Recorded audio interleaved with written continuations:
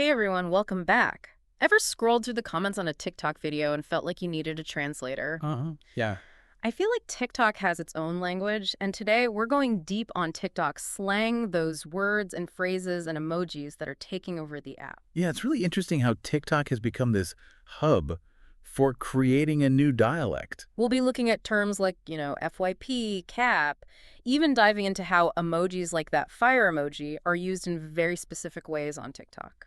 It's amazing to me how this slang reflects deeper cultural trends, like this huge desire for authenticity, especially online. And get this, I was reading that some linguists are even comparing TikTok slang to an entirely new dialect. It's wild. And what makes it even more fascinating is that it's constantly changing. Like what's trendy today might be old news tomorrow, which I guess is why it's so hard to keep up. Okay, so why don't we start with the basics? Why is understanding TikTok slang so important? I mean, is it really more than just like a fad? Oh, it's definitely more than a fad.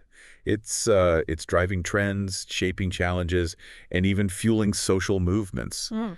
Understanding this slang gives you access to this whole online subculture. So for anyone creating content on TikTok or just trying to understand what like all the cool kids are saying, Right. understanding TikTok slang is super important.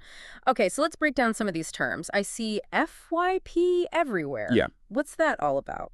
FYP, which stands for you page, is that personalized feed of videos curated for each user. Yeah. So when someone comments FYP on a video, they're hoping it'll gain enough traction to land on more people's feeds and basically go viral. So it's like a seal of approval saying this is good content, it deserves to be seen. Exactly. Hmm. And it speaks to how competitive the platform is. Like everyone wants to get on the For You page. Totally. Okay, what about cap and no cap? Those are used constantly. Yeah, cap essentially means lie or exaggeration. Mm. It's like Gen Z's way of calling someone out when they think they're stretching the truth. So no cap means you're telling the truth. Exactly. It's a way of saying, I'm being serious. So like I aced that test, no cap. Yeah, exactly like that. But isn't calling someone out for capping a bit, I don't know, confrontational? It can be, but it also reflects this huge desire for authenticity, especially online. So it's a way of saying cut the BS. Yeah. Yeah. Cap is a way to push back against that and demand honesty. That's a good point. Okay, another one, bet. Okay, so bet. What does that mean? It's a casual way of agreeing or acknowledging something, with a lot more enthusiasm than just saying, okay. More like I'm in. Exactly. It's like saying I'm down or let's do this. It's got that like can-do attitude. Okay, what about period? Period. I love that one. It's basically used to emphasize a point, like slam the door on any further discussion. End of story. Yep, like, and that's final. So dramatic, but not all TikTok slang is so lighthearted. You're right. Some terms like simp and Karen have actually sparked a lot of controversy.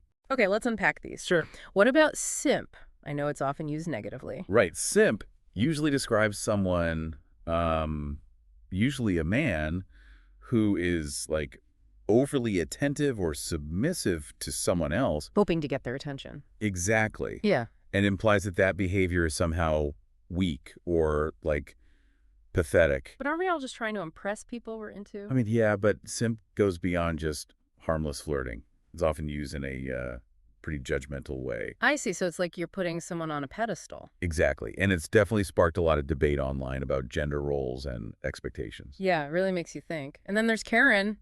That's everywhere these days. I know, right? Karen has become this catch-all term for, well, a certain type of person. Okay. Usually a middle-aged white woman who is perceived as entitled or demanding. Yeah, you see those videos all the time, like demanding to speak to the manager, getting into arguments in stores. Right. But the term has also been criticized for being, ageist and sexist. So it's a word that needs to be used really carefully. Definitely. It's important to be mindful of the context and the potential impact of using a term like that. So we've covered some pretty heavy territory with simp and Karen. But let's lighten things up for a second. Yeah, good idea. Because TikTok emojis are fascinating. I know, right? There's so much more than just decorations. They add this whole other layer of meaning. Like, what do you mean? Well, think about it. Okay. You wouldn't use a skull emoji the same way on TikTok as you would in a text message to your grandma, right? Oh, guess not. It's almost like TikTok has created its own emoji dictionary. All right, let's dive into that emoji rabbit hole. I am so curious. All right, let's go. So tell me, What about emojis? I mean, those seem pretty straightforward. Everyone uses them, right? Sure. But on TikTok, emojis become like, I don't know, almost like secret code words. They carry so much more weight than in like a regular text. Oh, interesting. Like how? Take the fire emoji, for example. Mm-hmm. Most people use it to just, represent fire. Mm-hmm. But on TikTok, it means something's like amazing or super cool. So, like, if I post a video and get a bunch of fire emojis in the comments, that's a good thing. Totally. It's like getting a virtual high five. People are hyped about what you made. Okay, that makes sense. But what about the skull emoji? I always thought that one was a little, morbid. Yeah, I get that. But in the TikTok world, it's often used to show that something's so funny, you're dying laughing. Wait, hold on. A skull equals laughter. It's like saying, oh my God, that's so funny, I died. It's all about exaggeration and taking things to the extreme. Okay, so TikTok is basically a masterclass in semiotics. There are all these hidden meanings behind everything. Right. And we can't forget about the classic flexed bicep emoji. Oh, yeah, that one. That one's interesting because, the traditional meaning is all about strength and power. Yeah, totally. But on TikTok, it can also be used to show support, to encourage someone, or even to celebrate your own accomplishment. So if I finally finish that project I've been putting off, flex bicep emoji is totally appropriate. Exactly. It's like a virtual pat on the back. You're saying, like, I did it. You know, what's also really cool is how creative TikTok users are with emoji combinations. It's like they're creating a whole new visual language. Absolutely. TikTok is a platform where language, like both verbal and visual, is constantly being remixed and reinvented. It's true. Okay, so we've covered words, we've covered emojis, but I'm curious about the bigger picture. How is TikTok slang impacting the world beyond the app? Is it just like a fad, or is there something bigger happening here? It's definitely bigger than a fad. I think we're seeing how digital communities like TikTok are actually changing the way we communicate in general. So, like, the slang we see on TikTok is actually influencing how people talk in real life. Oh, for sure. Think about it. Haven't you heard someone say, like, bet or no cap in a regular conversation? Or maybe you've seen a news headline trying to sound cool and using some TikTok slang. Actually, you're right. I even heard my grandma say FYP the other day. She didn't know what it meant, but she was trying. That's great. But it goes to show you how this slang is making its way into, like, different generations and groups. It's like TikTok is exporting its own language to the rest of the world. And it's not just the words themselves that are spreading, it's the ideas behind them. Okay, can you explain what you mean by that? Well, think about terms like, no cap that we talked about earlier. There's a real emphasis on honesty and being genuine. I guess that makes sense coming from a generation that's grown up with, like, the internet, where so much information is filtered and often fake. Exactly. They're used to seeing things that aren't real, so they value authenticity even more. So it's almost like a rejection of all that fake news and curated content we see everywhere online. They're calling BS on it. Yeah, exactly.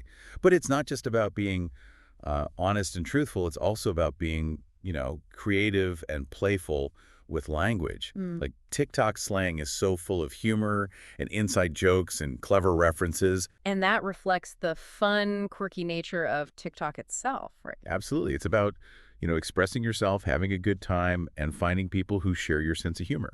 So it's like more than a language, it's a reflection of a whole online culture. You got it. Yeah. I mean, TikTok slang is this incredible window into how this generation is thinking and communicating and, shaping the world. That's so true. So for anyone who's listening who might be an aspiring TikTok creator or maybe just trying to make sense of all this slang, what advice would you give them? That's a great question. For creators, I'd say the biggest thing is to use slang authentically. Like, don't force it, be yourself. So it's not just about like throwing in a few trendy words here and there. Right. You have to really understand the nuances of the words and use them in a way that feels, natural and genuine. It's about actually connecting with your audience. What about people who are totally new to TikTok and just trying to learn all this slang? Where do they even begin? Honestly, the best way to learn is by just immersing yourself in the culture. Spend time on the app, watch a bunch of videos, pay attention to how people are using these words. So it's like learning any new language. You just have to dive in and surround yourself with it. Exactly. And don't be scared to, experiment and try out different phrases. And most importantly, have fun with it. Totally. Yeah, embrace that playful, creative energy that makes TikTok so unique. You know what's really interesting to me is how this this whole world of TikTok slang is like a reflection of what's going on in culture right now. It's like a window into this generation's values and anxieties and humor. Totally. It's like they're using language to push back against all the fake stuff, the filtered Yeah. images, the carefully crafted personas we see everywhere online. Yeah, it's like they're saying we want real, we want authentic, which I guess makes sense because they've grown up with the internet, right? They've been bombarded with misinformation and fake news their entire lives. Exactly. And it's not just about calling out the fake stuff. It's about celebrating what's real and genuine and using humor and creativity to do it. And I think what's really amazing is how this language is like spilling out from TikTok. It's no longer just confined to the app. It's in everyday conversations, marketing campaigns. I even saw a news headline using period the other Oh, day. I love that. It's like TikTok is this unexpected force shaping how we communicate in general. And it makes you wonder, like, where is language going next? Right. Is this a passing trend or is this something bigger, a more fundamental shift in how we use language? Hmm. I don't have a crystal ball, but I think what we're seeing on TikTok is part of a larger trend toward a more visual, informal way of communicating. Yeah, like emojis are practically their own language now, right? And then You're there are right. memes and GIFs. It's like words alone aren't enough anymore. Right, but I don't think we need to like panic about the death of grammar or anything. It's more about recognizing that language is alive, it's constantly changing and evolving. Yeah, and we need to keep up. So what advice would you give to people who, maybe want to create content on TikTok or even just understand what all the cool kids are saying? For aspiring creators, I would say authenticity is key. Don't force it. Use slang in a way that feels natural to you. Be yourself. And for anyone who's new to TikTok, the best way to learn is to just, I don't know, jump in, explore the app, watch videos, read comments, and you'll start to pick it up. Yeah, don't be afraid to make mistakes, just like learning any new language. The more you immerse yourself, the faster you'll learn. Well, I have to say, this deep dive into TikTok slang has been an amazing journey. We've decoded some seriously confusing terms, explored the fascinating world of TikTok emojis, and had some really thought-provoking conversations about, where language is headed and what it all means. It's been a blast, and I hope our listeners are feeling inspired to explore this world for themselves. Absolutely. Whether you're a TikTok pro or just curious about this whole new way of communicating, there's so much to discover. So until next time, keep it real, no cap.